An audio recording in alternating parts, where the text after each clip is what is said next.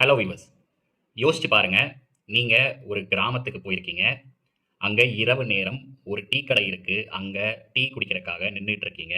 திடீர்னு பைக்ல ஒரு சில பேர் வராங்க. வந்தது மட்டும் இல்லாம, அவங்க கையில இருக்கிற பெட்ரோல் பாம்ப வந்து தூக்கி அந்த டீ கடை பக்கமா வீசுறாங்க. அது அந்த அதிர்ச்சியிலிருந்து நீங்க மீள்றதுக்குள்ளயும், அவங்க கையில இருக்கிற அருவாளை எடுத்து எல்லாத்தையும் வந்து வெட்ட ஆரம்பிக்கிறாங்க. இப்படி ஒரு சீன இமேஜின் பண்ணி பாருங்க. இது நான் எந்த ஒரு படத்துல இருந்தும் சொல்ற சீன் கிடையாது. திருநெல்வேலி மாவட்டம் நாங்குநேரி பக்கத்துல இந்த ஒரு சம்பவம் நடந்திருக்கு. இந்த சம்பவத்த பண்ணவனுங்க 9 பேர் இருக்காங்க. அதுல 7 பேர இப்ப வந்து போலீஸ் அரெஸ்ட் பண்ணியிருக்காங்க. இந்த 9 பேருக்குமே வயசு எவ்வளவு அப்படின்னு கேட்டீங்கன்னா, கிட்டத்தட்ட 18 வயசுல இருந்து 21 வயசுக்குள்ள தான் இருக்காங்க.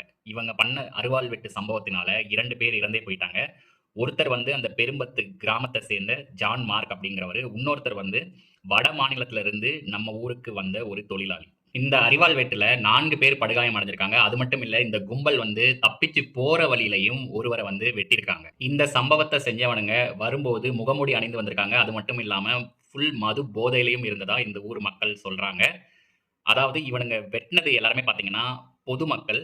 இதற்கு பின்னாடி சாதி ரீதியான தாக்குதல் இருக்கும் அப்படின்னு சொல்லி இந்த ஊர் மக்கள் வந்து சொல்றாங்க. அதே மாரி இவங்க 2 உடல்கள், அந்த இறந்து போன 2 உடல்களையும் வாங்க மறுத்து போராட்டங்கள் நடந்துகிட்டு தான் இருக்கு. இதிலிருந்தே தெரியுது தமிழ்நாட்டுல சட்ட ஒழுங்கு எப்படி இருக்கு அப்படின்னு சொல்லிட்டு. காவல்துறைலாம் என்ன பண்றாங்க அப்படின்னு தெரியல. இந்த மாரி இளம் வயதினர், வாலிபர்கள் 18 வயதிலிருந்து 21 வயதுல இருக்கிறவங்களே இந்த மாரி அருவாள் எடுத்து சம்பவம் பண்றாங்க. அதுவும் சாதிக்காக இந்த மாதிரி பண்றாங்க அப்படின்னு கேட்கும்போது வந்து ரொம்பவே வந்து மனவேதனைய தான் இது குடுக்குது. அது மட்டும் இல்ல, தமிழ்நாட்டுல மது மற்றும் போதைப் பொருள் விற்பனைகள வந்து கண்டிப்பா ஒழிச்சே ஆகணும். அப்படி இல்ல அப்படின்னா, இது மாரி பல்வேறு சம்பவங்கள் நடந்துகிட்டே தான் இருக்கும். மதுனால வந்து நெறைய குடும்பங்கள் சீரழிஞ்சு போறத நம்மளால கண்ணால பார்க்க முடியுது.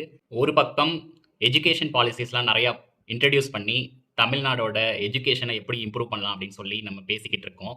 இன்னொரு பக்கம் தமிழ்நாட்டுல சாதி வாரியாக பிரச்சனைகள் நெறைய நடந்துகிட்டே தான் இருக்கு. இத வந்து அரசாங்கத்தில இருந்து மாத்துறதுக்கு நெறைய முயற்சிகள் எடுக்கணும். என்னோட ஒப்பீனியன் என்ன அப்படின்னு சொல்லி பார்த்தீங்கன்னா, உதாரணத்துக்கு இப்ப நம்ம சாதி வாரியா அ முத்துராமலிங்கர் தேவர் ஜெயந்தி அப்படின்னு சொல்லிட்டுலாம் வந்து கொண்டாடுறோம். அதுல எதுக்கு ஒரு சாதி பேர் இருக்கணும்? முத்துராமலிங்க ஜெயந்தி அப்படின்னு சொல்லி மாத்துனா தான் என்ன? ஏன் இப்ப பெரிய தலைவர்கள் காந்திக்கு வந்து காந்தி ஜெயந்தின்னு தான் இருக்கு. அவரோட கேஸ்ட்ட வச்சு நம்ம Gandhi so and so caste Jayanti அப்படின்லாம் வைக்கல. அப்படி இருக்கும்போது தமிழ்நாட்டுல மட்டும் சரி, அவர் ஒரு பெரிய தலைவர் தான் நான் ஒத்துக்கிறேன். முத்துராமலிங்க ஜெயந்தி அப்படின்னு பேரு மாத்துனா தான் என்ன? இத பத்தி நீங்க என்ன நினைக்கிறீங்க அப்படின்னு சொல்லி கமெண்ட்ல மறக்காம சொல்லுங்க.